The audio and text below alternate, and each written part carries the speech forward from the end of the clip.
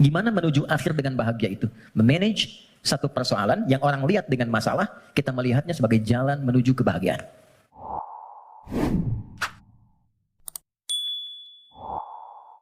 Pasti aku akan uji dengan beragam ujian kehidupan. Perhatikan cara menerjemahkannya. Untuk meningkatkan kualitas hambaku melalui ujian itu. Jadi, posisikan ujian adalah sebagai tes dari Allah yang menjadi fasilitas bagi kita untuk meningkatkan kualitas kehidupan. Itu poinnya. Ragamnya kata Allah bisa banyak. Minal khauf, kadang ada kegelisahan, kekhawatiran akan apapun. Kekhawatiran di rumah tangga, kekhawatiran di pekerjaan, kekhawatiran di kehidupan sosial, dan lain sebagainya. Wal ju', rasa lapar, apapun bentuknya. Wa naqsim minal amwal, harta berkurang. Ada hal-hal yang biasa kita nikmati menjadi tidak kita dapati.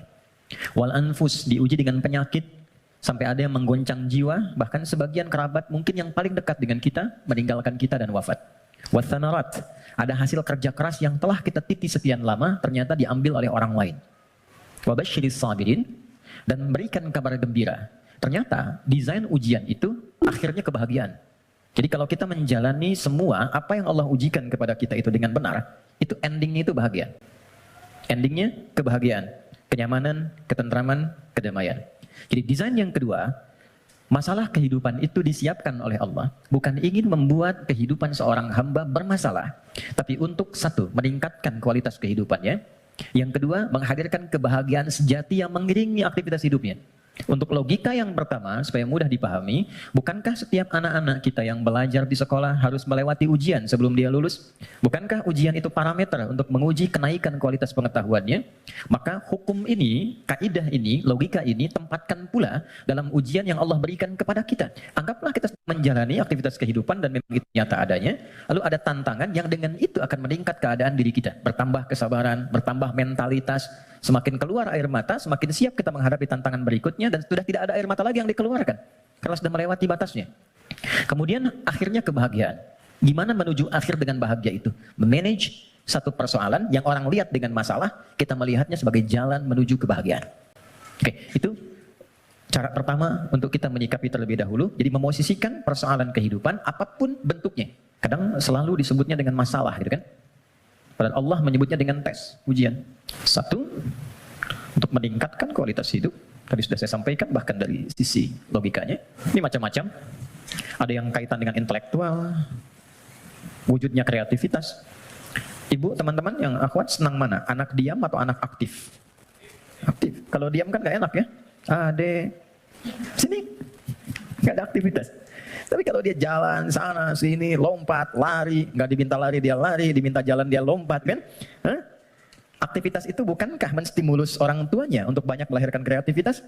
Akhirnya tahu, bisa mengendalikan emosinya, bisa menata, bisa mengiringi aktivitas. Sehingga mengatur orang yang sudah bisa mengendalikan anak lebih mudah nanti mengendalikan orang tua yang kekanak-kanakan. Jelas ya? Itu contohnya. Ada yang terkait emosional, ada yang terkait dengan spiritual.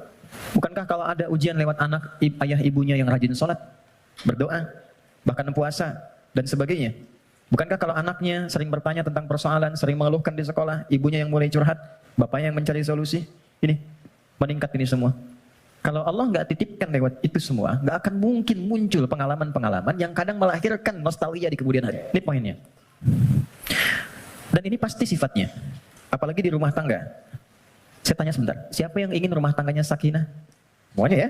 Dan sakinah itu babnya adalah masalah.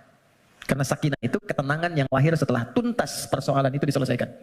Dua, tidak mungkin Allah titipkan ujian berupa aneka persoalan kehidupan kecuali menjadikan ini sebagai jembatan yang mengantarkan pada kebahagiaan. Ini poinnya. Secara teoritis psikologis kita sudah belajar bagaimana menyikapi masalah supaya jadi ujian yang menyenangkan. Yakinkan pada diri kita nggak mungkin diuji kalau nggak sanggup, kan? Al-Baqarah 286. La yukallifullahu nafsan illa wus'aha. Jadi kalau ada yang diuji dengan persoalan apapun, katakan pada diri kita, aku yang dipilih, insya Allah sanggup, insya Allah mampu. Itu dulu. Nanti secara psikologis akan ada kekuatan yang tak kita sadari membuat kita lebih siap menghadapi itu. Itu kaidah Quran. Kedua, inna ma'al usri yusra. Yakinkan pada diri kita, setiap ada masalah, katakan langsung pada diri, pasti selesai. Pasti ada solusinya. Tidak ada masalah yang nggak ada solusinya. Dua. Kalau ini sudah, menyemai dalam jiwa kita masing-masing. Jadi sebesar apapun masalah, itu pasti akan jatuhnya ringan. Apalagi kalau dijatuhkan betulan di atas bentangan sajadah. Kan? Itu lebih indah. Itu yang dimaksud Quran surah 12 ayat 85. Innama ashku bathi wa husni ilallah. Kata Nabi Yakub, aku tuh kalau ada masalah, curhatnya sama Allah. Bukan di media sosial. Kan? Dan tidak menyelesaikan persoalan. Anda bikin status, aku nggak menduga ternyata dia begitu. Ya? Tapi nggak ada solusinya gitu. Kita akan masuk ke sini. Bagaimana memanage persoalan, menuju jalan, menuju kebahagiaan. Teman-teman, setiap orang yang diuji ada masalah pasti butuh solusi. Dalam bahasa Al-Quran, solusi itu dikenal dengan makhraj namanya. Pernah dengar makharijul huruf? Oke ya, makharij itu jamak dari kata makhraj. Makhraj. Makhraj itu jalan keluar. Jadi kalau teman-teman misalnya umrah atau haji, ada lewat jalan, di atasnya tulisannya makhraj, jalan keluar. Exit, kan? Nah, di dalam Al-Quran, setiap orang yang diuji dengan persoalan kehidupan, itu fitrahnya sudah pasti menginginkan jalan keluar. Ini saya pengen keluar, ini bahasa kiasan. Ini ada tempat penuh dengan masalah, saya pengen keluar. Apa jalan keluarnya? Apa makhrajnya? Kalau kita keluarkan ayat-ayat terkait dengan solusi dari setiap persoalan yang endingnya kebahagiaan, maka kita akan temukan satu, Quran, surah ke-65. Kita mulai dengan basicnya Quran dulu ya, supaya nggak bisa didebat gitu. Kalau teori manusia kan bisa didebat ya, tapi siapa yang mau mendebat firman Allah? Jadi saya mulai dengan Quran, hadis. Jadi kalau hadisnya didebat, Anda mendebat Rasulullah gitu. Akhir ayat kedua, di akhir ayat kedua, di awal ayat ketiga. Dan nanti indahnya kenapa ditempatkan di surah At-Talaq. Bahkan di titik paling nadir pun dari persoalan itu, yang kadang sengketanya, kadang di ujung seakan melahirkan perpisahan dan sesuatu yang tidak diinginkan, itu ternyata masih bisa disisipkan ending yang membahagiakan. Bismillahirrahmanirrahim, langsung ke ujungnya saja, karena kita agak terbatas waktunya. Wa may yattaqillaha yaj'al lahu makhraja. Wa may yattaqillaha. Nih, kuncinya ini. Saya kotaki. Baru saya turunkan ke sini, yaj'al lahu makhraja. Makhraja. Oke, kita temukan kalimat makhraj di Quran. Satu. Waman, saya baca dengan man dulu, tidak saya baca dengan tajwid. Waman. Dan siapapun. Man ini di dalam bahasa Arab tuh kaidahnya berbunyi begini.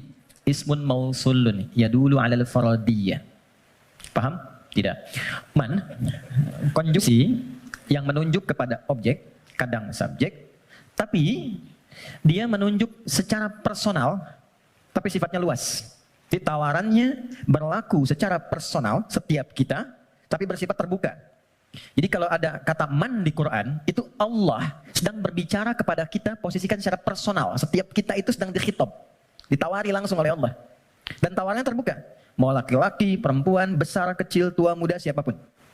Kalau ini kemudian disandingkan dengan kata makhraj, yang tadi kita sepakati makhraj itu solusi, jalan keluar. Lawan dari solusi, masalah kan? Ujian kan? Jadi satu kata man saja sudah memberikan kesan bahwa tidak ada satu pun di antara kita, bahkan saat ini di ruangan ini, yang tidak punya persoalan. Setiap kita. Tuh, wajahnya udah kelihatan tuh. Setiap kita pasti punya masalah, kan? Apapun jenisnya. Tapi kata Allah, siapapun Anda, ketika mendapati ujian dari persoalan itu, aku sudah siapkan solusinya. Dan kalimatnya menggunakan ja'ala loh. Ja'ala itu nggak main-main, lekat.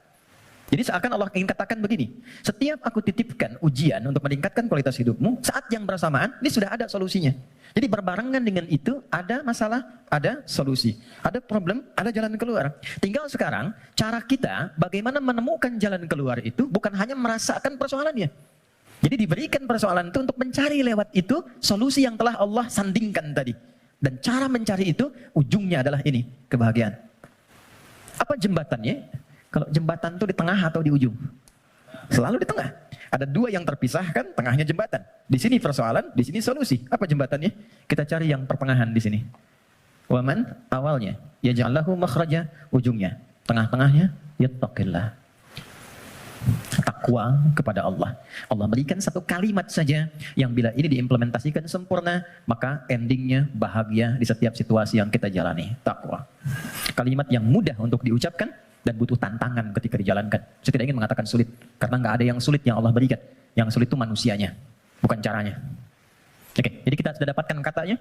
Kalau ada persoalan, ujian apapun dalam kehidupan, maka kalau ini ingin cepat dituntaskan oleh Allah dan endingnya bahagia, maka solusi pertamanya apa? Takwa. Oke, satu dulu. Dua, apa itu takwa? Karena di sini kita punya dua pembahasan. Topik pertamanya tentang definisi yang jelas apa itu takwa. Yang keduanya kenapa pakai ya di sini. Nanti ini yang di akhir kita akan tutup sebelum kita diskusi.